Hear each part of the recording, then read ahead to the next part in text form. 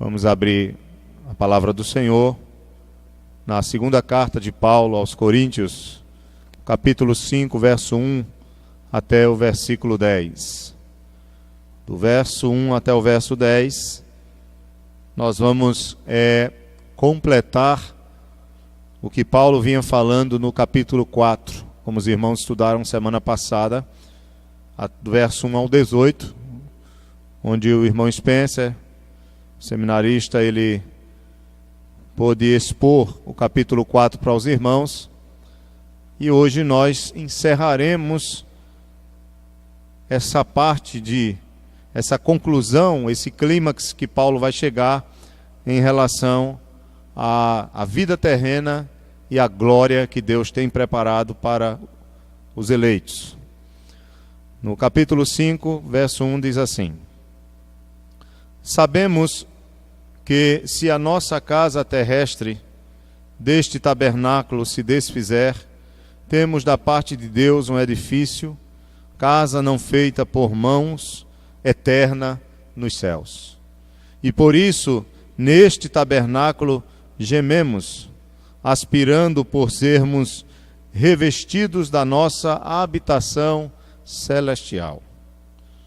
E se todavia formos encontrados vestidos e não nus, pois na verdade os que estamos neste tabernáculo gememos angustiados, não por querermos ser despidos, mas revestidos, para que o mortal seja absorvido pela vida.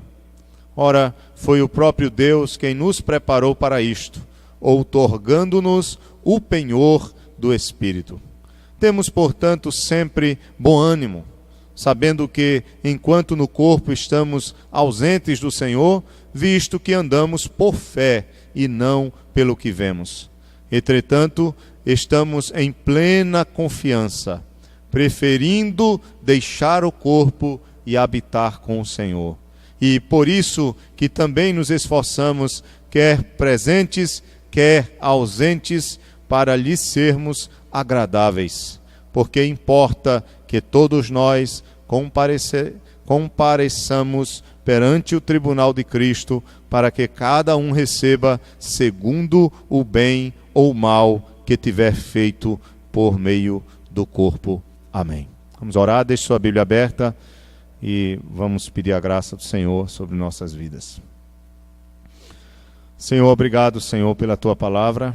Te agradecemos, ó Deus, porque a Tua palavra é viva e é eficaz, poderosa para confortar nossos corações, poderosa para nos disciplinar, nos corrigir, poderosa para nos fazer homens e mulheres cheios, ó Pai, de vontade e de vigor, de ânimo, para podermos, ó Deus, Te servir, ser agradáveis a Ti, fazer a Tua obra nesta vida, pois sabemos, como o próprio Paulo nos ensina nesta passagem, que este tabernáculo um dia ele será desfeito, ele será desmontado.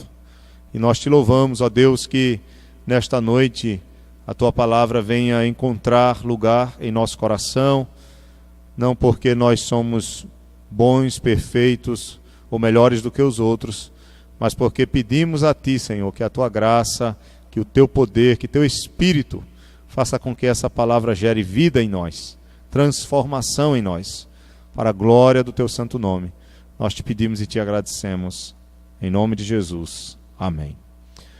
Bem, irmãos, capítulo 5, nós temos, como eu já acabei de falar, Paulo, ele dando o clímax, ele chegando à conclusão ideal, pela graça de Deus, pela sabedoria que Deus deu a ele, acerca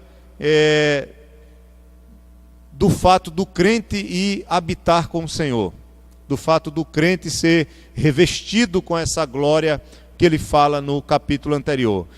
Para você entender, ele começa dizendo no capítulo 5 de 2 Coríntios, ele começa usando o verbo na primeira pessoa do plural, dizendo, olha, sabemos, nós sabemos, Ou nós sabemos que, e aí ele vai dar continuidade ao assunto que ele vinha falando. Ou seja, o que Paulo vai falar não é algo novo, não é uma nova doutrina, é algo que os coríntios já conheciam bem, e ele vai apenas lembrar os irmãos daquilo que eles já sabiam. Sabemos o quê? Ele diz, olha, sabemos que se a nossa casa terrestre deste tabernáculo se desfizer, temos da parte de Deus edifício, casa não feita por mãos, eterna nos céus. Então, observe, irmãos, que, volte aí o capítulo 4, os versículos anteriores aí do capítulo 5, 16 ao 18. Veja como ele termina o capítulo 4, versos 16 ao 18. É porque a nossa Bíblia, ela tem a divisão de capítulos e versículos. Mas se nós estivéssemos lendo isso sem divisão nenhuma, ficaria até melhor para sabermos que Paulo continua no mesmo assunto. Veja aí no verso 16. Capítulo 4 de 2 Coríntios, verso 16. Diz assim: por isso não desanimamos, olha só, não desanimamos, pelo contrário, mesmo que o nosso homem exterior se corrompa, contudo, o nosso homem interior se renova de dia em dia, porque a nossa leve e momentânea tribulação produz para nós eterno peso de glória acima de toda comparação, não atentando nós nas coisas que se veem, mas nas que se não veem, porque as que se veem são temporais e as que se não veem são eternas. Então veja, Paulo ele não está aqui dizendo que o sofrimento na vida dele, ou na vida dos irmãos, era algo leve, no sentido de que não era um sofrimento verdadeiro, angustiante, doloroso, um sofrimento que produzia dificuldades e lutas na vida dele como apóstolo, e também dos seus cooperadores e dos irmãos. Vocês sabem que Paulo, quando ele faz o relato das suas lutas e das suas dificuldades, inclusive nessa carta, no capítulo 1, ele fala do sofrimento dele, das tribulações, que quase chegou a morrer por causa das perseguições, das dificuldades, mas ele diz que nós sofremos para sermos o quê? Consolados por Deus e para aprendermos a consolar aqueles que sofrem as mesmas tribulações que nós sofremos. Veja bem, então o sofrimento, quando Paulo diz ele é leve e momentâneo, o irmão Spencer deve ter explicado isso para vocês, ele não está dizendo que o sofrimento dele é pouco, que o sofrimento dele é um sofrimento levezinho, que não causa dor nem angústia, não é isso. Agora, o que ele quer dizer é o seguinte: quando nós comparamos a nossa vida terrena, a nossa luta, a nossa angústia, os nossos sofrimentos e as nossas dificuldades com o que Deus tem preparado para nós, quando se há essa relação comparativa entre o sofrimento e a glória, entre o tempo presente ou o tempo da nossa vida aqui neste mundo com a eternidade que Deus tem preparado para nós, aí esse sofrimento se torna leve e momentâneo. Então ele faz uma comparação de contraste, um paralelo de contraste. Ele diz, olha, a nossa leve e momentânea tribulação produz o quê? Um peso, veja, leve tribulação, peso de glória. Temporária tribulação, eterna glória. Estão entendendo, né? Nossa leve e momentânea tribulação produz eterno peso de glória, ou peso eterno de glória. Então, é isso que ele está tentando mostrar, e no capítulo 5, ele vai dar continuidade a esse tema. Só que ele vai fechar agora esse assunto. Por isso que ele começa aí no capítulo 5 de 2 Coríntios, veja aí capítulo 5 de 2 Coríntios, nós estamos estudando hoje. Ele começa dizendo, sabemos que, acho que sua versão, se for atualizada, inicia dessa mesma forma. Se for outra versão, vai trazer o mesmo sentido. A sua é corrigida, né, Júnior? Júnior, a sua corrigida, ela começa como? Sabemos que também, né? Então, Paulo diz, sabemos que. Quem sabe? Todo mundo sabe. Os coríntios sabiam, Paulo sabia, seus cooperadores sabiam. E sabiam que as tribulações dessa vida um dia vão acabar. Que as tribulações dessa vida, elas são temporárias. E que as tribulações dessa vida, quando comparadas com a glória que há de ser revelada, elas são consideradas leves. A glória que Deus tem reservado para nós é tão grande, é algo tão maravilhoso, é algo tão perfeito, tão perfeito é uma redundância, mas só para os irmãos terem ideia de que é algo tão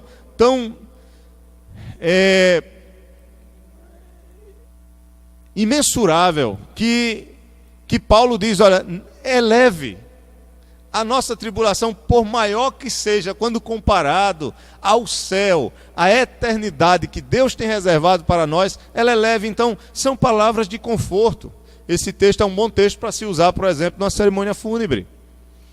Porque é um texto que conforta a gente. É um bom texto para você usar para confortar um irmão que perdeu um ente querido, que partiu no Senhor. Porque ele fala da segurança, da certeza que o crente tem em Cristo. Na verdade, esse texto ele vai demonstrar o Evangelho.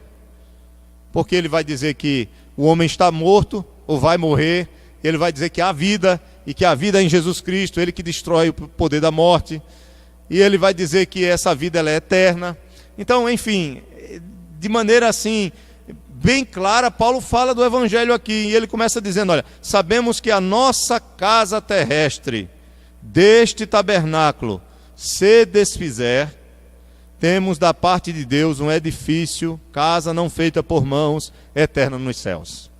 Ele vai usar 3 metáforas aqui do verso 1 até o 10. A metáfora do tabernáculo, a metáfora das vestes e a metáfora da casa.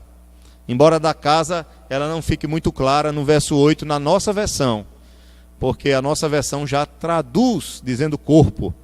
Mas Paulo não usa a palavra só corpo, ele usa a casa do corpo no original. Mas a gente já bota corpo para ficar mais claro, mais fácil para os irmãos entenderem, os tradutores, né, na nossa versão. Mas veja, quando Paulo diz aqui, a nossa casa terrestre deste tabernáculo se desfizer, o que é que Paulo está querendo dizer com isso? Que nesta vida nós somos o quê? Peregrinos. Ele lembra do que aconteceu no passado com os israelitas. Alguns acreditam que Paulo estava pensando no tabernáculo do Antigo Testamento, que era montado e desmontado constantemente, de acordo com a jornada dos israelitas no deserto. Então, e que chegou um tempo que ele foi desmontado e se construiu o templo em seu lugar, no desenvolvimento da vida do povo de Israel, dentro do plano redentor de Deus. Mas Paulo ele compara, e veja, Paulo ele era o quê? Um construtor de tendas, um fazedor de tendas. Ele entendia bem o que era uma tenda, tabernáculo é uma tenda. Então ele sabia que a tenda ela era uma habitação o quê? Temporária. E que os judeus também, em comemoração da proteção divina, eles comemoravam a festa do quê? Dos tabernáculos, que era para lembrar que eles tinham sido o quê? Peregrinos no deserto, que eles tiveram essa morada no deserto. E Paulo chama a atenção para isso e diz, olha, a nossa vida aqui, ela é semelhante ao tabernáculo. Há uma tenda que é construída, mas por um período. Ela não vai durar a vida toda, ela vai demorar, ela vai ser construída, vai ser montada, armada, a tenda, e depois ela vai ser desmontada. Então é uma maneira mais suave de Paulo falar sobre a morte, mas ele está falando sobre a realidade da morte. Ele está dizendo, olha, todos nós vamos morrer. Embora, em 1 Tessalonicenses, Paulo vai dizer que se Jesus voltar pela segunda vez, aqueles crentes que estiverem vivos, eles não vão passar pela realidade da morte. Eles vão enfrentar uma transformação, mas em vida. Mas os que estiverem mortos vão ressuscitar.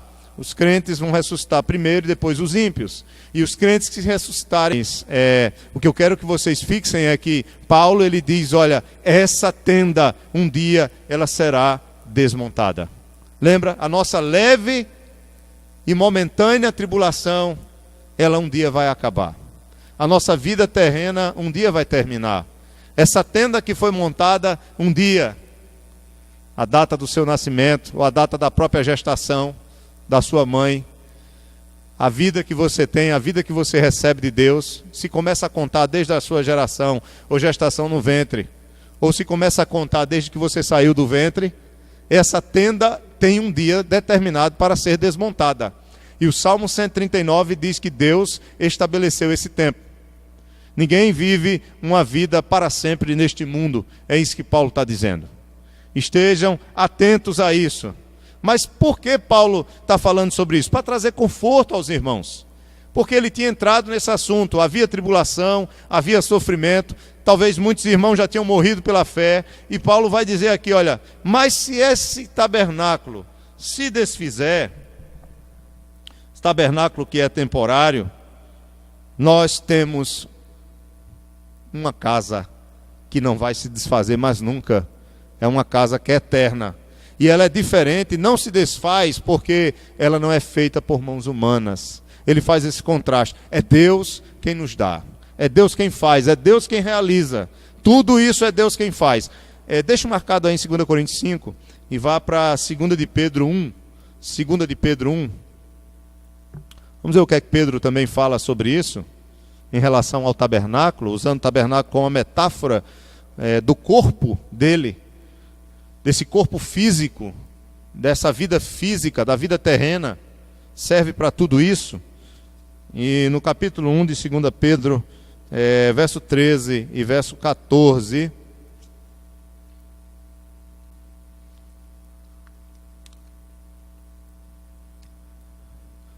olha o que ele diz.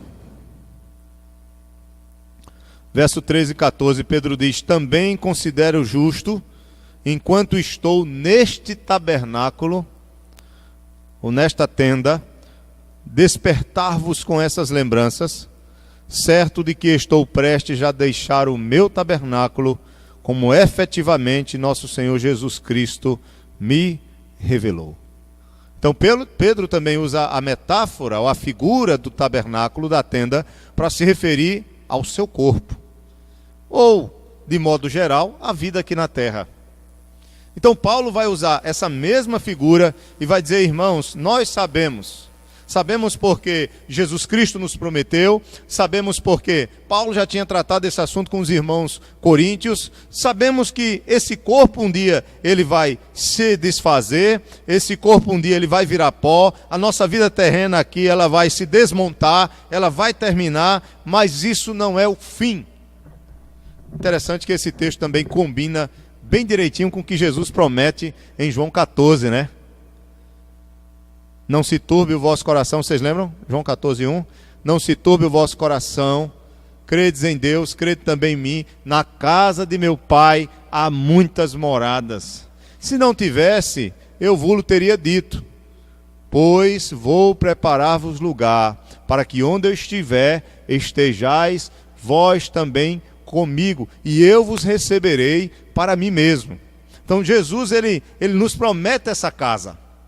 Provavelmente Paulo tinha isso também na sua mente. Paulo era um homem que sabia da vida de Jesus, dos ensinos de Jesus, era muito bem doutrinado, conhecia o Antigo Testamento de forma profunda, até muitos textos de cor, e ele começa confortando os irmãos. Irmãos, nós temos uma casa da parte de Deus. Nós temos uma casa da parte de Deus. A questão é, ele diz: sabemos que se a nossa casa terrestre deste tabernáculo se desfizer, temos da parte de Deus um edifício, casa não feita por mãos, eterna, casa não feita por mãos, eterna nos céus. A pergunta é, Paulo está dizendo que a casa vai se desmontar, que o corpo dele vai se desfazer. Ele tinha falado claramente sobre essa questão do corpo em 1 Coríntios 15. A pergunta é, quando nós formos para a glória, nós vamos receber um novo corpo lá? Não, não é isso. A Bíblia fala que esse corpo que vai voltar um pó, um dia ele vai ressuscitar. 1 Coríntios 15, nós sabemos que ele vai ressuscitar como um corpo glorioso, como um corpo eterno, como um corpo incorruptível. Então esse corpo glorioso nós vamos receber somente na segunda vinda de Jesus. Mas a pergunta é, como é que fica a nossa situação fora do corpo, lá na glória? Já que nós vamos para a casa do Pai. Que tipo de edifício é esse? Porque alguns estudiosos vão dizer que esse edifício é um novo corpo espiritual. Mas não é esse corpo espiritual. Claro que Paulo pode estar falando do corpo no seu sentido da salvação plena, de modo geral, mas ele está usando o presente aqui. A ideia de que acontece agora. Se eu partir agora, eu já tenho um edifício preparado para mim da parte de Deus. Ele não está falando aqui especificamente da segunda vinda de Jesus, da ressurreição do corpo que vai voltar ao pó, da tenda que vai se desmontar. Mas ele está dizendo, olha, quando eu partir, eu já receberei essa casa, já estarei nessa casa eterna feita por Deus. Quando a gente vai para Apocalipse, os crentes salvos que estão na presença de Deus em espírito, que ainda nesse período intermediário, nesse estado intermediário entre a primeira vinda de Cristo e a sua segunda vinda. Por exemplo, Eclesiastes 12:7 diz que o corpo volta ao pó e o espírito volta a quem? A Deus. Jesus Cristo, quando morreu na cruz, antes de morrer, quando ele estava morrendo, ele disse: Pai, a ti eu entrego o meu espírito. Mas o corpo dele ficou onde? Ficou na cruz, depois foi retirado e sepultado. Então a morte é essa separação entre corpo e espírito, ou entre corpo e alma, não importa o nome que você dê, tá? Entre o fôlego de vida que Deus nos deu e nos transformou em alma vivente, e o corpo, que há essa unidade. Nós não fazemos esse dualismo, essa divisão, porque o homem ele é essa unidade entre o material e o que não é material, entre corpo e alma, corpo e espírito. Não tem como você separar isso. Não tem como eu conversar com o irmão Spencer e dizer: olha, eu estou vendo o teu espírito, eu estou vendo a tua alma, ou agora eu sempre vejo o teu corpo, mas é tudo junto e misturado. Tá? Não existe essa divisão em nós, há uma unidade. O que separa isso, ou o que divide isso, é a morte. Somente Deus é que pode realizar isso, no sentido de fazer essa separação, de depois ressuscitar esse corpo que volta ao pó, e de receber esse Espírito da sua presença, que vai estar na sua presença até a ressurreição do corpo, e depois recebe um novo corpo para morar no novo céu e numa nova terra. Vocês estão me entendendo ou não? Estou falando rápido demais. Então, quando eu morrer, eu já estarei gozando das bem-aventuranças no céu, já estarei na casa de Deus, com Cristo, com todos os santos. Paulo não está... Isso Apocalipse fala claramente em Apocalipse 6:11 e Apocalipse 7:9. 6:11 diz que eles receberam vestes brancas e que foi dito que eles descansassem das suas obras. Mas veja, dá uma ideia de que eles têm corpo, né? Lá no céu. Mas isso é uma maneira figurada ou poética de se falar. Quando se fala dos crentes que estão no céu, é claro que vai se referir a eles como pessoas, comunidade. Mas não é que eles têm um corpo lá. Lá eles estão em espírito, ou a alma deles, ou o espírito deles. Não há matéria. Lembram que carne e sangue não podem herdar o reino? Não há matéria. Como explicar isso? Não sei. Mas quando se refere a eles como se fosse uma pessoa completa, é apenas uma maneira que há um nome estrambólico que chama, né? É uma maneira antropomórfica de se referir aos santos que estão no céu nesse período, em espírito, nesse período entre a primeira vinda e a segunda vinda, que nós chamamos de estado, num estado intermediário, entre a primeira e a segunda vinda de Cristo. Quando Jesus voltar, o corpo novo é ressuscitado. Tá? E se recebe um novo corpo para gozar a eternidade com o Senhor agora, a salvação completa. Então, meus irmãos, o que é essa casa? Essa casa é a glória. Essa casa é o céu com todas as suas benesses. Claro que se eu olho para o futuro, para a ressurreição desse corpo que se desmantela, desse corpo que se desmancha, desse tabernáculo que se desmancha, desse corpo que se decompõe, eu vou ver a salvação completa na ressurreição do corpo. Mas Paulo está dizendo que essa casa você recebe agora. Você vai para ela agora, se você morresse agora. Estão entendendo, né? Ele usa o presente. Ele não está usando o futuro. Ó. Nós vamos receber uma casa. Não. Você partiu. Aqui o texto é muito claro. Temos, irmãos, mesmo, olha, sabemos que se a nossa casa terrestre deste tabernáculo se desfizer, temos da parte de Deus um edifício, casa não feita por mãos, eterna nos céus. Louvado seja Deus por isso. Vá para o verso 2. Diz: e por isso, neste corpo, neste tabernáculo, gememos. Em algumas Bíblias pode dizer ansiamos. Gememos ansiando por sermos revestidos, ou gememos aspirando por sermos revestidos da nossa habitação celestial. Observe, irmãos, por favor, o versículo 17 do capítulo 4. Veja aí, capítulo 4, 2 Coríntios, verso 17. Veja se ele está falando nessa mesma linguagem, nessa mesma ideia. Capítulo 4 de 2 Coríntios, verso 17, ele diz: porque a nossa leve e momentânea tribulação produz para nós um eterno peso de glória acima de toda comparação. E no verso 18 ele diz: não atentando nós neste mundo, nas coisas desta vida, mas nas que se não veem, porque as que se veem são temporais e as que se não veem são eternas. Veja que ele fala no verso 17 e 18 do capítulo 4 sobre glória eterna. Não fala? Sobre glória e eternidade. A mesma coisa ele está dizendo aqui, que se essa casa terrestre um dia que vai se desfazer, ele fala sobre a realidade da morte, nós temos uma casa, um edifício, feito não pelas nossas mãos, mas por Deus, e ela é eterna, e está nos céus. Então, o que é essa casa? Poderíamos perguntar. O que é essa casa? A maioria dos estudiosos dizem que essa casa é a glória que Deus vai revelar em nós, é a glória dos filhos de Deus. E essa glória envolve, é claro, a vida com Deus, na presença de Deus. Porque alguns até lembram o capítulo 3, em que o povo olhava para o rosto de Moisés, que refletia o quê?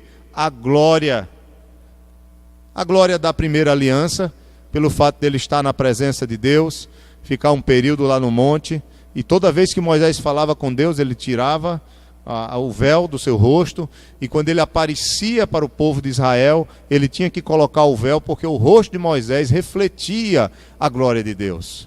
Paulo vai dizer que na nova aliança, o ministério da nova aliança, ele é muito mais glorioso, porque o brilho do rosto de Moisés, ou a glória, ele acabava, ele diminuía, ele se desvanecia.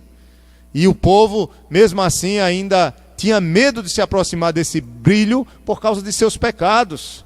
Porque o brilho do rosto de Moisés revelava a santidade de Deus e, ao mesmo tempo, revelando a sua santidade, revelava a justiça. A ira de Deus sobre o povo que tinha acabado de pecar e que tinha morrido 3.000 pessoas, por causa do pecado da idolatria ao bezerro de ouro. Paulo vai dizer que agora o ministério é do Espírito. É até aquele texto que a letra mata, mas o Espírito vivifica, que muita gente interpreta de forma absurdamente errada, achando que é o fato de você estudar. Se você estudar a Bíblia, você vai morrer espiritualmente. Isso é um absurdo. A letra que mata é porque a lei revela o nosso pecado. E a lei é santa, justa, perfeita. E quando ela revela o nosso pecado, ela mostra que nós somos pecadores e merecedores de juízo. Então a letra, ela traz sobre nós o quê? A culpa. E o merecimento, claro, de que nós precisamos morrer, porque o salário do pecado é a morte. Por isso que Paulo diz, a letra mata. Mas o ministério do Espírito vivifica. Por que vivifica? Porque o Espírito só trabalha naqueles que creem na obra de Cristo. E a obra de Cristo traz vida sobre nós. Então, quando você crê em Cristo, o Espírito Santo vai gerar vida em você, não somente vida neste mundo, nesta terra, enquanto esse tabernáculo estiver de pé, mas vida eterna. Então o ministério do Espírito é vida. E o brilho, ou seja, a glória de Cristo é muito maior. E essa glória vai nos encher. Essa glória vai nos revestir. Nós vamos viver nessa glória, nessa presença perfeita, plena de Deus, de Cristo, para todo sempre. Então Paulo diz, nós temos isso, irmãos, preparado para nós. Então mesmo se esse tabernáculo se desfizer, e vai se desfazer um dia, nós temos uma casa segura. É interessante que ele muda o termo. Ele usa tenda, ele usa casa, né? A tenda é algo que você monta e desmonta. A casa traz a ideia de segurança, edifício, casa, eterna. Ele ainda usa o adjetivo, é eterna. E não vai se desfazer mais, ninguém pode, porque quem faz é ele. Paulo está dizendo claramente que a obra da salvação é de Deus. É Deus quem salva, é Deus quem prepara, é Deus quem faz tudo, irmãos. Claro que nós precisamos responder quando a ação divina gera em nós essa resposta. Que palavra que nos dá conforto, né, irmãos? Glória a Deus por isso. No verso 2 ele diz que ele geme aspirando, ele deseja. Não é que Paulo não estava suportando mais os sofrimentos dessa vida, viu, irmãos? Não é que Paulo estava aqui indicando que o crente deve desejar a morte. Não é isso. O crente deve desejar a morte para ele estar logo com o Senhor. Não, Paulo não está dizendo isso. Ele está apenas dizendo que quando se compara a glória que nós vamos receber lá, então ele anela, ele geme, ele deseja há um forte desejo para que se alcance ou que chegue esse dia. Ele não está se acovardando diante do sofrimento, porque Paulo nunca se acovardou diante do sofrimento. Ele vai dizer que o morrer para ele é o quê? É lucro. Ele nunca se acovardou em sofrer por causa do Evangelho, porque desde o começo Jesus Cristo tinha dito a ele, tinha revelado a ele através do profeta Ananias, que ele seria um vaso escolhido, porque ele era um vaso escolhido por ele, que ele seria um apóstolo enviado para pregar a judeus e a gentios, a reis, a homens poderosos, mas que ele iria sofrer muito pelo seu nome. Irmão Roberto, fica à vontade.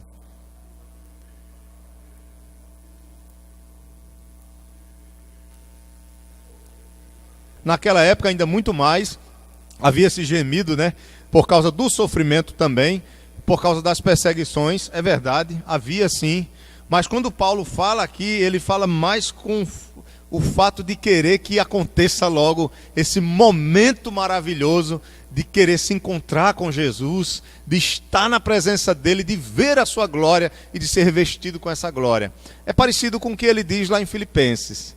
Ele diz que já ansiava estar com quem? Com Cristo, que é muito melhor. Mas por causa do quê? Da igreja, ele sabia que tinha que ficar. Então, nós não vivemos mais nessa perspectiva, irmãos. Nós precisamos orar ao Senhor. Porque às vezes a gente se prende tanto, falo por mim mesmo, não estou falando por vocês. Estou falando por mim mesmo, de mim mesmo. Eu, muitas vezes, me prendo tanto a tantas outras coisas, que a gente esquece que há uma glória reservada para nós, e aí a gente se frustra, a gente se entristece, dá uma coisa errada, algo que a gente planeja, não é verdade? A gente planeja uma coisa, planeja outra, ou algo material que a gente não consegue. Por exemplo, aqui no Brasil, a maioria das pessoas não tem casa própria. Isso é um sonho de muitas pessoas. A maioria das pessoas não tem uma casa própria. E quem é que não quer ter uma casa própria? Viver de aluguel o resto da vida. Você não ter o seu cantinho, como você disse, você viver fazendo mudanças. Eu odeio mudanças, eu não suporto mudanças, irmão. Já fiz muitas mudanças na minha vida. Mas não gosto. E como era terrível, essa sensação terrível de você se mudar, de você ter que desfazer tudo, de ir para outro lugar, sem você saber como é o ambiente, se é seguro, se não é, quem são seus vizinhos. Como é que vai ser a nova moradia? Como é que vai ser a nova casa? É um sonho dos brasileiros ter a sua casa própria. E às vezes a gente se detém a essas coisas, se detém a isso na vida. Paulo, ele está dizendo, olha, eu ansio, eu desejo. Eu anseio, perdoe-me. Eu anseio, eu desejo esse dia em que eu possa ser totalmente revestido com essa habitação, com essa glória de Deus. Que o Senhor nos ajude, que o Senhor me ajude, para que a gente possa viver nessa perspectiva da glória de Deus em Cristo Jesus. A perspectiva da glória de Deus. Tem muita gente aí aperreado porque não vai ter mais aposentadoria. Tem muita gente que passa mal. Não estou dizendo que você não deva ser sábio, e você não deva saber administrar, se possível pagar seu INSS, ou fazer uma aposentadoria, sei lá, uma previdência privada, não sei. Nem que seja por baixo, o mínimo que for. Não é que a gente tem que ser relaxado. Não é que a gente tem que negligenciar a administração do que Deus tem nos dado, e nós como mordomos de Deus, de tudo aquilo que Ele tem nos dado. Mas isso não pode tomar conta, ser a prioridade da nossa vida. A prioridade não pode ser a minha casa terrena. A prioridade não pode ser o meu corpo terreno. Vocês veem quantas pessoas, irmãos. Fazer exercício físico é bom, é necessário, é útil. Todos nós precisamos fazer para ter uma qualidade de vida melhor. Porque a nossa vida hoje não é como na época de Jesus. Jesus fazia exercício físico todos os dias. Como? Ele ia malhar numa academia? Não. Mas quando ele estava pregando o Evangelho, ele andava vários quilômetros. Ele tinha uma alimentação saudável. Ele tinha uma vida saudável. Ele se acordava cedo. Provavelmente ele dormia cedo. Ele andava o dia todo. Ele trabalhou como carpinteiro, cortando árvores, cortando madeira, carregando troncos pesados, usando martelo, usando pedras, fazendo coisas, serviço pesado. Então, ele fazia isso porque ele estava cuidando do corpo dele? Não, porque era a vida comum das pessoas. Aí hoje nós não temos mais essa vida, é controle remoto, é um carro, é aqui, é ali. Então, é claro, moramos em cidades, a questão da vida urbana, né? Que surge muitos anos depois de Jesus, assim como nós vivemos hoje, nessa realidade, nesse tipo de vida, com esse capitalismo aí que nós vivemos. Então, às vezes, a gente essa vida sedentária, não conseguimos fazer, não fazemos nada. Aí precisamos sim fazer alguma coisa a mais para compensar aquilo que nós não fazemos. Mas isso é a motivação da nossa vida? Não é. Isso é prioridade para as nossas vidas? Não é. A prioridade não são essas coisas. A prioridade é o dinheiro, a prioridade é conquistar bens materiais, é ser um homem rico, multimilionário, é deixar tudo, várias coisas, várias casas próprias, vários bens móveis e imóveis para os seus filhos. Não, isso não é a prioridade. Paulo diz que a prioridade dele, o desejo, a ânsia, o que ele aspirava era a habitação celestial, no versículo 2. A habitação celestial. Gemer aqui, irmãos, é dor, é desconforto. E ele diz que o que ele deseja aí no versículo 2 é ser revestido, é ser coberto, é receber uma nova veste sobre essa velha. Então, alguns acham que Paulo está se referindo à ressurreição, à salvação plena. Mas como nós vimos no verso anterior, ele já está falando da glória de Deus, do céu. É claro que vai envolver também a ressurreição, dentro desse plano da redenção. Mas ele está dizendo, de imediato a gente já vai para lá. A gente já aproveita isso, já vive essa realidade. Abra em Filipenses 3, 21. É um texto bem conhecido de vocês. Filipenses 3, 21. Ele diz, 20 e 21. Pois a nossa pátria está nos céus, de onde também aguardamos o Salvador, o Senhor Jesus Cristo, o qual transformará. Agora ele usa o futuro, está vendo? Transformará. Por que transformará? Porque nós aguardamos. Vai ser na segunda vinda dele, como ele diz em 1 Tessalonicenses 4. Então, o qual transformará o nosso corpo de humilhação para ser igual ao corpo da sua glória, segundo a eficácia do poder que ele tem de até subordinar a si todas as coisas. Verso 3 de 2 Coríntios 5. Volto para 2 Coríntios 5. Paulo vai só dar mais ênfase, confirmar o que ele vinha falando no verso 2, e ele diz, se todavia formos encontrados vestidos e não nus. Então Paulo diz aqui no verso 3, ele não está trazendo um novo ensino, ele está só enfatizando o que ele já vem falando, dizendo que naquele dia nós vamos ser encontrados como? Vestidos. Estamos vestidos em Cristo, estamos seguros em Cristo. Então, nós vamos ter essa habitação se estivermos em Cristo. Se vivermos essa vida que é pela fé nele, pela obra dele, pelos méritos dele. Roberto? Envolve justamente, é um símbolo do pecado, né? A nudez é um símbolo do pecado. Tanto que a primeira coisa que Adão fez quando pecou foi perceber que eles estavam o quê? Nus. Se envergonhar. A nudez, ela simboliza o pecado, né? Ela expressa de forma simbólica algo vergonhoso. Passou a ser vergonhoso aquilo que não era, porque o homem caiu, porque o homem pecou. Entendem? Nós não nos envergonhamos de ficar despidos, não é verdade? Você vai a um médico e precisa, é uma coisa constrangedora, é terrível. Porque, querendo ou não, a Bíblia ela faz essa ligação entre a nudez com o pecado, com a vergonha que o pecado traz sobre nós. Mas naquele dia, Paulo está dizendo, nós vamos estar o quê? Vestidos. Somos revestidos porque estamos vestidos. Somos revestidos por causa de Cristo. Porque a nossa fé é nele.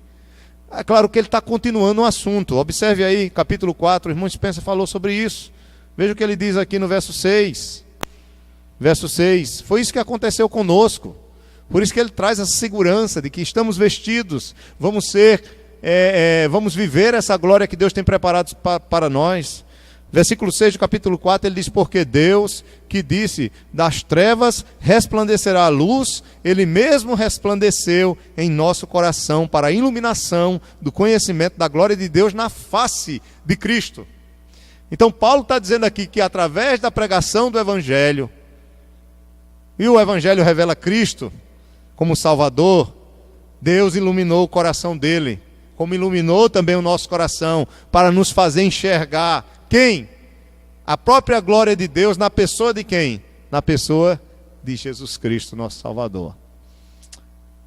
Alguns acham que ele estava se referindo até à experiência que ele teve na estrada de Damasco, né? A luz que ele viu. Essa luz não só foi uma luz física, mas essa luz também, ela alcançou o quê? Coração de Paulo, tirou, ele ficou cego fisicamente porque ele já era cego espiritualmente. Não estou dizendo que uma coisa é por causa da outra, mas há todo algo interessante aí, né? Bem comparativo. Paulo viu uma luz e ficou cego porque ele já era cego, mas o Cristo que brilhou para ele, literalmente, e que o cegou, foi o Cristo que o iluminou e que fez com que caíssem essas escamas quando Ananias vai orar para ele, não somente dos seus olhos, mas também do seu coração. E Paulo vai dizer aqui que o Deus deste século, no verso 4, cegou a mente ou o entendimento dos incrédulos, para que eles não conheçam a luz do Evangelho, não vejam a luz do Evangelho. Então Deus teve misericórdia de nós, o Evangelho nos alcançou e ele iluminou o nosso coração para que pudéssemos ver e para que possamos ver sempre a sua glória na pessoa de Jesus Cristo. E essa glória vai nos encher um grande dia. Vamos estar na presença dessa glória. Louvado seja Deus por isso. Essa glória é eterna e nós vamos estar nessa presença. Que coisa maravilhosa aquele grande dia em que você contemplar o Senhor e eu também contemplarmos o Senhor face a face. Que felicidade, hein, irmãos? Vai ser. Que felicidade. Que segurança você saber que quando o seu tabernáculo estiver se desfazendo, você não está perdido, não será escuridão. Paulo faz questão, não será trevas, mas será luz, será glória, e não será mais desfeita essa glória, será eterna. Não há outra segurança, irmãos. Se nós tivermos a oportunidade de adoecermos antes de morrermos, todos nós aqui vamos passar por isso, talvez alguns não tenham essa oportunidade de adoecer, morram rápido, outros vão adoecer e vão padecer numa cama. Eu não quero isso para vocês, também não quero para mim, mas quem é que sabe? Não é verdade? E com certeza nós vamos perceber que estaremos morrendo, caso tenhamos que passar por isso, caso fiquemos numa cama. Eu sei que a gente não gosta de pensar nisso, porque a morte é juízo, né? Não é mais para nós. A morte agora é o meio pelo qual nós nos encontramos com o Senhor. Mas, se nós tivermos que passar por isso, nós vamos ter bastante tempo para refletir. Não é verdade? Pensar na vida, não só nessa que se está terminando, mas na que o Senhor tem preparado para nós. E eu pergunto, qual é o nosso conforto, se não tivermos isso aqui? É que morreu, acabou? Fico imaginando um ímpio nessa situação. Porque a gente que é crente, a gente tem essa segurança. Inclusive eu peço até oração pelo pai da irmã Shirley, esposa do irmão Flávio. Ele foi acometido de um câncer de próstata, que ele fez o tratamento, ficou bom, mas o câncer agora já apareceu como metástase. Ele acabou caindo, quebrou o fêmur, e a maneira como ele quebrou o fêmur, quando o médico tirou ali não sei se foi ressonância, tomografia, o médico já percebeu pelo histórico, pelo câncer, que não era para ter quebrado daquela forma, se esfacelando. Então há alguma coisa errada nos ossos dele. Os ossos já estão se desmanchando. Então a metástase já alcançou os ossos, já está no cérebro. Ele já está delirando, está na UTI. Então é um servo de Deus. Louvado seja Deus por isso.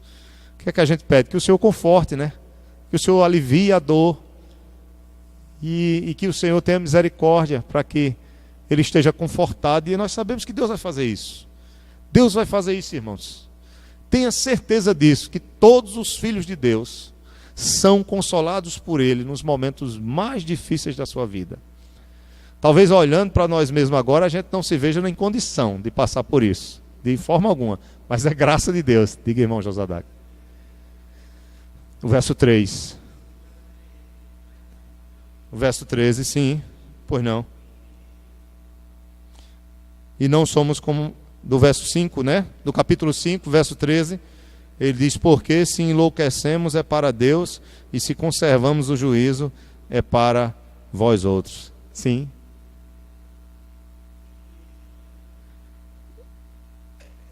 Na questão de quê? Da fragilidade, de ficar doido mesmo.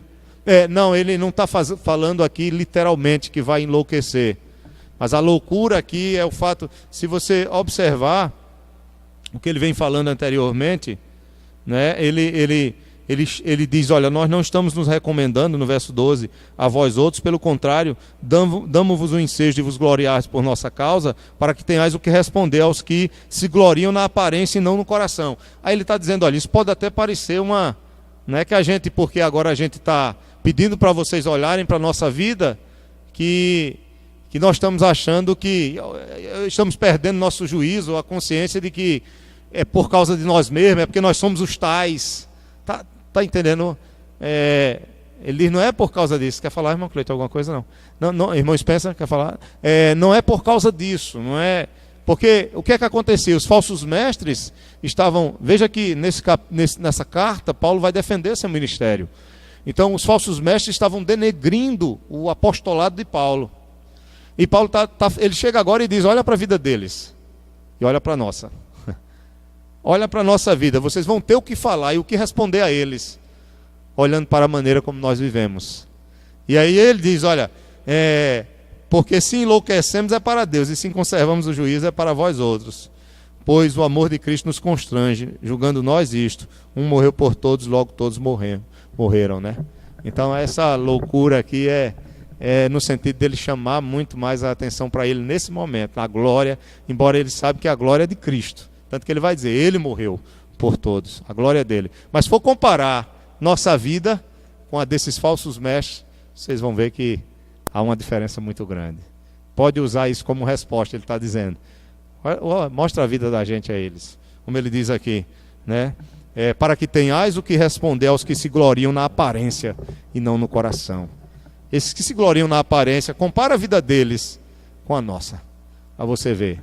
Ele não é que a gente está chamando, querendo nos recomendar a vocês de novo, né? Mas olha isso aí. Mas a gente vai trabalhar isso aí de forma melhor. Se eu não conseguir ajudar bem hoje, na próxima a gente viu. Mas verso 4, para a gente caminhar para o final. Verso 4 do capítulo 5, ele diz: pois na verdade os que estamos neste tabernáculo gememos. É a mesma coisa do verso 2. Pode olhar que é a mesma coisa da primeira frase. Verso 2 ele diz: e por isto neste tabernáculo gememos. Aí no verso 4 ele diz: pois na verdade os que estamos neste tabernáculo gememos. Só que ele vai complementar: angustiados, não porque, olha só, não por querermos ser despidos. Veja, ele diz: estamos gemendo, angustiados, não porque queremos a morte. Queremos logo que acabe esse tempo. Não necessariamente ou no sentido de parar esse sofrimento, embora isso possa também causar esse gemido. Como ele vai falar em Romanos 8, né? Que há um gemido. O gemido dos filhos, o gemido da própria criação. Há o gemido do espírito. Está falando sobre sofrimento. Muitas vezes nós não sabemos nem como orar. Então há o gemido de dor, de luta, de sofrimento. Ele não está deixando isso de lado. Como ele não deixa de lado quando ele diz nossa leve e momentânea tribulação. No versículo 17. Ele não está dizendo que a tribulação é pequena. Mas ele está dizendo: mas olha, mas diante da glória que Deus tem reservado para nós. É a mesma mensagem do capítulo 4, versos 16 ao 18. É a mesma coisa que ele vai dizer, só com outras palavras. Ele diz: não por querermos ser despidos. Veja, ele está usando agora outra metáfora, né? Que é a das vestes. Primeiro é a do tabernáculo, segunda é a das vestes. Tabernáculo representa o corpo que quando se desmonta, ele está se referindo à morte. As vestes se refere também. Ser despido é morrer, é acabar essa vida. Ser vestido é estar lá com o Senhor. A ideia é essa. Aí ele diz, olha, não porque queremos ser despidos, mas revestidos para que o mortal seja absorvido pela vida. Glória a Deus por isso. Seja absorvido pela vida. Observe que Paulo, o seu anseio é justamente esse. Esse deve ser o desejo do crente.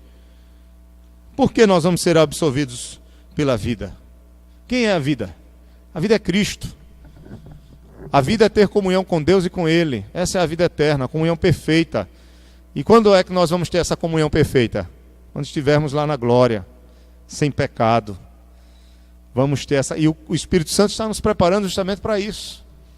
Está nos conduzindo justamente para isso. É isso que ele vai dizer na continuidade do texto. Que o Espírito Santo está nos conduzindo, nos preparando para isso, para essa vida eterna. Está nos dando vida aqui neste mundo e está nos preparando para a vida eterna com Deus. Talvez a palavra seja assim. Não é que não seja normal. É até normal o cristão ter medo da morte. Não vê, aí você fica com aquele temor. A questão do cuidado, se for uma mãe que tenha filhos pequenos, uma série de coisas vão ser envolvidas, né? Mas não somente isso, mas é porque, não é que não seja normal, mas é porque há um nível de maturidade que Paulo já estava, o nível de vida com Deus que Paulo tinha, já era tal que ele conseguia dizer, o morrer para mim é o quê? É lucro. A gente tem essa fé também, mas nós não temos esse nível de maturidade espiritual ainda. Essa paz, sim, claro, o Espírito Santo gera, mas Paulo não era, é uma vida, né? É uma vida que traga isso. Vai chegar um momento, porque veja, a certeza da salvação, nem todo crente vai ter e será salvo. Pode ser que um crente morra sem ter a certeza de salvação e seja salvo. E pode ser que alguns morram com a certeza de salvação sem ser o quê? Sem ser salvos. Na verdade, Thomas Brooks, ele escreveu um dos melhores livros nessa área que se chama Céu na Terra. Ele vai dizer o seguinte, que a certeza de salvação é paz nessa vida. É alegria nessa vida. O crente que tem a certeza de salvação, por causa da sua comunhão com Deus, da sua vida íntima com Deus, da sua maturidade, ele vai ser muito mais feliz nessa vida. Amém. E o crente maturo não, né? Amém. É essa segurança mesmo. Amém. Amém. Verdade. Que várias coisas podem causar o medo, né? Não somente... muitas coisas podem causar o medo você diante de uma situação de morte. Muitas coisas. Não somente a questão do juízo. Isso. Refletindo, crescendo em Cristo, orando, vai se sentindo seguro. Amém. Glória a Deus. E a Bíblia diz que os olhos do Senhor estão o quê? Né? A morte dos justos é o quê? Preciosa aos olhos do Senhor. Amém. O salmista diz isso. Então, irmãos, é muito bom que o irmão Roberto falou sobre Spurgeon, Charles Haddon Spurgeon foi um dos maiores pregadores batistas que nós tivemos na história da igreja cristã, inglês, né, na Inglaterra. E ele foi considerado o príncipe dos pregadores, né? Ele não foi aceito no seminário da época, oficial, anglicano, e foi estudar em casa. O chamado que ele tinha, ele foi estudar e fundou um seminário que formou milhares de obreiros, de pregadores, de pastores. E se tornou o maior evangelista da época. Eram milhares que iam ouvi-lo pregar, porque Deus usou aquele homem poderosamente. E como o irmão falou, perguntaram a ele, né, se ele tinha graça para a morte, e ele disse, não, eu tenho graça para a vida, mas no dia em que o Senhor me chamar, eu tiver que morrer, Ele me dará graça para enfrentar a morte, né? Então, é isso, irmãos, nós vamos amadurecendo, crescendo em Cristo, nos firmando nele, aprendendo da palavra. A palavra é fundamental, orando mais, buscando mais o Senhor, para que o Senhor possa nos revestir de graça, para a gente viver uma vida de modo agradável a Ele, de ter mais segurança, conforto. Mas o que Paulo diz aqui, olha, veja a segurança dele. Eu estou ansiando, eu gemo, eu desejo de estar sendo revestido por essa vida que o Senhor nos deu. E aí ele vai dizer, verso 5, ora foi o próprio Deus quem nos preparou isto, ou para isto. Duas coisas ele diz, primeiro, que foi Deus que nos preparou para isto, e segundo, foi Ele que nos deu o penhor do seu Espírito. Duas coisas Deus fez, Paulo diz no verso 5. Primeiro, Ele nos preparou para isso. A palavra preparar aqui é interessante. Há um propósito nesse preparar. Tanto que ele diz, Ele nos preparou para isto. Para isto o quê? Para sermos absolvidos pela vida. Para irmos habitar eternamente com Ele, na presença dEle, na sua glória.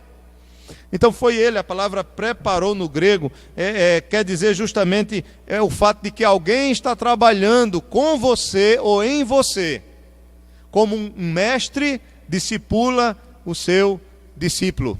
É a ideia de como um treinador prepara o seu aluno. É isso que Paulo está tentando trazer aqui, pelo menos é essa ideia de que Deus está nos preparando. Ele está trabalhando em nós. Ele não diz, é Ele quem realiza em vós, tanto o querer quanto o efetuar. Então Deus está trabalhando em nós. É a primeira coisa que ele diz, irmãos, não se preocupem, porque Ele está trabalhando. Acabou de falar a questão da graça. Deus vai me dar graça para... Ele está trabalhando em nós desde o começo da salvação. Aquele que começou a boa obra em vós, há de aperfeiçoá-la até o dia final. Como Deus é maravilhoso. E como é que Ele trabalha em nós? Ele nos deu uma garantia, uma segurança. Ele nos deu o penhor do seu Espírito. Ele diz aqui, Ele nos outorgou o penhor. A palavra penhor traz uma ideia de uma negociação financeira. De um contrato que Deus faz e se tornou obrigado a pagar esse contrato. E a primeira evidência de que ele fez esse contrato foi que ele pagou a primeira parcela. A ideia é essa, penhor é essa. Aqui no texto a ideia de um tratado comercial. Lembram que Jesus pagou o quê? Um alto preço por nós. Ele pagou o escrito de dívida que existia contra nós e cravou na cruz do Calvário. Você pega o que Paulo fala num canto, fala no outro, você vê que as coisas se encaixam. Deus pagou pela obra de Cristo, e por causa da obra de Cristo o Espírito Santo vem e habita em nós, porque Ele teve que fazer a obra, subir e enviar o Espírito para aplicar a sua obra de salvação em nossas vidas. E o que acontece, irmãos? Ele dá a ideia de que isso é um penhor, ou seja, o Espírito habitando em nós é a certeza de que Deus está nos preparando e que nós vamos ter a vida eterna. Se o Espírito entrar em nós, esta é a certeza, a evidência de que você é um salvo, de que Deus está trabalhando na sua vida, lhe preparando como a noiva do Cordeiro, para essa salvação se tornar plena no dia em que Ele voltar. Então a ideia aqui é como se Deus tivesse feito um contrato e Ele pagasse a primeira parcela. Não é o homem, né? O homem pode fazer um contrato, pagar a primeira e desistir. Mas no caso de Deus, não. Deus é fiel para cumprir a sua palavra. Se Ele fez um contrato e já pagou a primeira parcela, que foi o penhor, que garante que Ele vai assumir toda a responsabilidade e gerar todo o pagamento e completar isso, já está feito. Ele é Deus. Penhor foi o Espírito. Tem penhor maior do que esse? Está aqui o selo, Efésios 1, né? Efésios capítulo 1, verso 14. O selo do Espírito Santo em nós. Amém, irmãos? Podemos ir adiante. Verso 6. Temos, portanto, sempre bom ânimo. Aí ele diz, temos, portanto, ou seja, temos por causa disso, temos por causa do Espírito habitando em nós, de saber que Deus está preparando-nos para esse dia, o quê? Sempre bom ânimo, confiança. Algumas Bíblias podem trazer confiança, tá? Está correto também. Bom ânimo também pode significar fé. Temos fé. Acreditamos, temos a convicção de quê? De que enquanto no corpo estamos ausentes do Senhor. Ele não está querendo dizer que o Senhor não está conosco, não. Mas ele está falando dessa glória. Está no contexto de glória do tabernáculo aqui. Então ele diz, por enquanto, o nosso tabernáculo aqui está o quê? Está montado. Nós estamos vivendo essa vida. E por enquanto nós ainda não estamos vivendo a plenitude da salvação. Então o que acontece? Vamos ter bom ânimo. Vamos confiar, é isso que ele está dizendo. vamos crer. Por quê? Porque Deus tem nos preparado, porque Ele tem nos dado do seu Espírito Santo. E para o quê? E como é que isso se torna na prática? Essa questão do bom ânimo. Aí ele vai dizer, no verso 8 em diante, quando ele diz, entretanto, aliás, no verso 7, ele responde dizendo, visto que andamos por quê? Por fé, e não por vista. Então ele está dizendo, irmãos, se há uma glória que vai ser revelada, se esse tabernáculo um dia ele vai se desmontar, mas nós temos uma casa, é seguro, a glória está preparada, Deus nos deu o seu Espírito, isso é certo, isso é evidente em nós. Então tenha ânimo e viva pela fé, não viva pelo que você vê, porque o que nós vemos pode ser contrário, e muitas vezes vai ser contrário ao que Deus tem preparado para nós. Mas ele diz, nós somos crentes, e nós vivemos pela fé. Em Colossenses 3, ele diz, olhai para as coisas do alto, Colossenses 3, 1, onde Cristo está assentado à destra de Deus. O autor de Hebreus, no capítulo 12, ele diz, olhai para o autor e consumador da vossa fé. Viva por fé, não confiando e nem se deixando levar pelas coisas desta vida, do que você vê. Verso 8 ele diz, entretanto, estamos em plena confiança. Mais uma vez ele diz, temos fé, preferindo, até o ponto de preferir deixar o corpo e habitar com o Senhor. Mesma coisa que ele diz em Filipenses, morrer para mim é lucro, eu já queria estar com Ele. Temos confiança, ou seja, se acontecer hoje, Deus nos dê essa maturidade, viu, irmãos?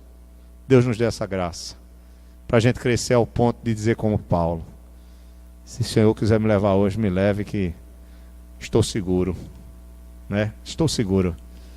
Eu estou muito longe ainda, viu, irmãos, de Paulo. Mas como foi dito aqui, é a graça de Deus. Eu não posso comparar minha vida com a dele, nem meu ministério com o dele. Mas uma coisa é certa, se Deus deu segurança a Paulo, Ele dá a mim e dá a você. Mesma segurança. A questão é que nós não oramos como Paulo. Não oramos como Paulo. Não vivemos como Paulo. Não precisamos ser um Paulo, nem vamos ser. Cada um tem a sua história. Deus tem um plano na vida de cada um. Mas orar, nós devemos orar e conhecer a palavra. Viver na dependência de Deus como Ele. Viver pela fé. Isso é para todos. Isso só acontece se a gente buscar o Senhor, irmãos. Só acontece se a gente buscar o Senhor. Verso 9. Ele dizia, é por isso que também nos esforçamos. Aí entra a nossa parte, né? Além da confiança nas promessas de Deus, ele diz, quer presentes, quer ausentes, para lhe sermos agradáveis. Por causa de tudo isso, irmãos, que Deus tem preparado para nós, como é que nós devemos responder a Ele? Sendo agradáveis a Ele. E como nós podemos agradar ao Senhor? Jesus Cristo, Ele diz, aquele que guarda os meus mandamentos é o que me ama. Não adianta eu dizer, eu amo Jesus, eu te louvo, Jesus, eu te adoro, eu morro de paixão por ti, Jesus é o verdadeiro amor da minha vida, se eu não guardo a sua palavra. Guardar a palavra não é que você vai ser perfeito, que você não vai ter falhas, não vai ter pecado, não é isso. Nós não somos crianças. Guardar a palavra é o desejo, é a busca, é o querer fazer o correto, é o buscar o arrependimento, é pedir ao Senhor graça para você tentar viver a vontade dEle. É algo contínuo, é o dia a dia, é a luta constante do crente entre as obras da carne e o fruto do Espírito, é procurando andar no Espírito. Essa luta constante não é fácil para nenhum crente que quer ser crente, que quer agradar a Jesus, que quer agradar a Deus. Não é fácil, irmãos, não é fácil. Não é chegar e dizer, maravilha, glória a Deus, eu sou crente e agora está uma bênção, vai ser tudo. Não, é luta o dia todo, é luta em casa, é luta fora de casa, é luta para você ser um exemplo na sua casa, é luta para você ser um bom marido para a sua esposa, é luta para você ser um bom pai para os seus filhos, é luta porque nós somos pecadores, e aqui e ali o homem velho, ele procura surgir novamente em nós. Essa natureza, ela vai, é luta para você dirigir no trânsito aqui, para você segurar a sua língua, para não amaldiçoar o camarada que fez uma besteira na tua frente, que te xingou, né? Hoje foi legal, eu estava vindo para cá, e agora à noite, né?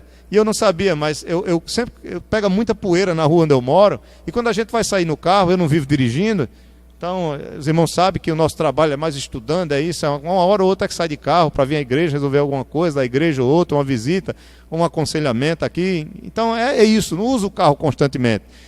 E fica cheio de poeira no vidro, né? Fica aquilo meio embaçado, né? Da maresia, de não sei o que, fica perto. E quando eu estava saindo hoje, eu não sabia que um dos buraquinhos da água que vem, quando você injeta para vir para o vidro, para limpar o vidro, ele estava para cima. Eu não tinha percebido, né? Assim que estava tão para cima.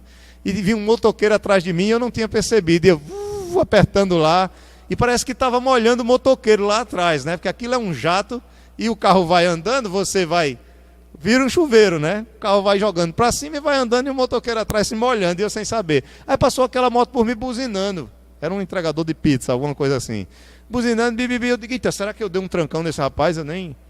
E eu achei que ele ia reclamar, né? E ele ia até reclamar. E depois ele viu que eu estava tão desligado. Eu fiquei rindo para ele, sem saber o que era, né? Aí ele olhou, aí ele fez assim, aí apontou para cima, porque eu ainda estava com o negócio ligado, sabe? Aí eu percebi, ele ficou rindo e passou direto. Tem que levar as coisas assim, né? Graças a Deus. Mas acho que na hora o camarada disse, miserável, né? Esse camarada está me molhando todinho aqui, não está percebendo. Mas você vê como são as coisas. Então você precisa realmente da graça do Senhor para ser agradável a Ele na sua casa, fora da sua casa, em qualquer lugar, porque o desafio é muito grande. Encerrando, ele diz no verso 10, ele vai mostrar a razão de sermos agradáveis a Deus, porque importa que todos compareçamos perante o tribunal de Cristo. Todos. Embora alguns estudiosos digam que o texto aqui no original, ele aponta para Paulo e os coríntios, é claro que todos aqui são todos os homens também, pelo ensino bíblico, pelo contexto geral das Escrituras. Não somente os ímpios vão ser julgados por Deus. Está assim de textos bíblicos, nós não vamos abrir, porque já chegou o horário, que diz que tanto o justo como o ímpio vão estar diante do tribunal de Cristo. Agora, os justos são livres do juízo por causa de Cristo, que estará como seu sumo sacerdote ali diante do Pai. Tá? Ele já pagou pelos pecados deles. E aí ele diz, para que cada um receba, ele está falando sobre a questão do galardão, mais claramente aqui, porque ele está falando mais especificamente dos crentes aqui. Ele não está... É como eu disse a vocês, o texto aponta mais para Paulo, está falando para ele e para os coríntios. Mas embora esse todos aqui também impliquem todos, crentes e ímpios. E aí ele diz, para que cada um receba segundo o bem ou mal que tiver feito por meio do corpo. E aqui vocês sabem, os ímpios vão sofrer o grau de punição em relação aos seus pecados. E os justos vão receber, né, o galardão que a gente não sabe o que é, né? Não, cuidado, que esse texto não está dizendo que é a salvação. Nós não vamos receber a salvação é uma obra de Deus, ou seja, você não vai obter a salvação pelos seus méritos, pelas suas obras, mas por causa da salvação em Cristo, Deus recebe as tuas obras. Vocês estão entendendo, né? Por causa da obra de Cristo, da salvação dele, da morte dele na cruz, aí Deus passa por meio dele a receber o que você faz para ele. E isso é contado, não para ter a ver com o receber a salvação, mas o receber algo a mais, um galardão, que eu não sei o que é. Verdade. Vai ser uma pedra na tua coroa, né? Aí você diz, eu não quero nem uma coroa aqui na terra, quanto mais no céu, né? E usar uma coroa aqui em Jaboatão não ia durar, daqui não ia chegar na esquina, hein? A turma ia tomar logo, né? Mas não dá para usar uma coroa, né? Aqui, só se for de papel, como os meninos usam no São João, né? De papel, sei lá, de palha, de alguma coisa, mas uma coroa mesmo de ouro, pedras preciosas, isso. Mas é claro, é uma maneira figurada de falar da glória, né? Mas o galardão, irmãos, olha, isso não é claro na Bíblia. Paulo, ele não é claro nesse assunto, e ele vai tratar disso aqui em Coríntios, tanto em primeiro como em segundo, mas não adianta a gente especular aqui, não vai adiantar. Eu já vi alguns defendendo que é uma questão de posição, de autoridade que você vai ter na eternidade e tal. Não tem como a autoridade de Paulo ser igual à sua lá na glória. Mas isso é tudo especulação, né? É claro que eles estão ali, eles têm um privilégio, né? Eles representam a igreja, foram os primeiros apóstolos e Então, tanto os 12 como Paulo e outros, né? Mas, importante, irmãos, é saber que você tem uma casa. Na casa de meu pai há muitas moradas. Louvado seja Deus por isso. Amém? A base do juízo é o que nós fazemos, embora a salvação seja por Cristo, pelo que Cristo fez. Amém? A salvação é pela fé na obra de Cristo. Pela graça sois salvos, mediante a fé, e isso não vem de vós, é dom de Deus, não por obras, para que ninguém se glorie. Efésios 2:18.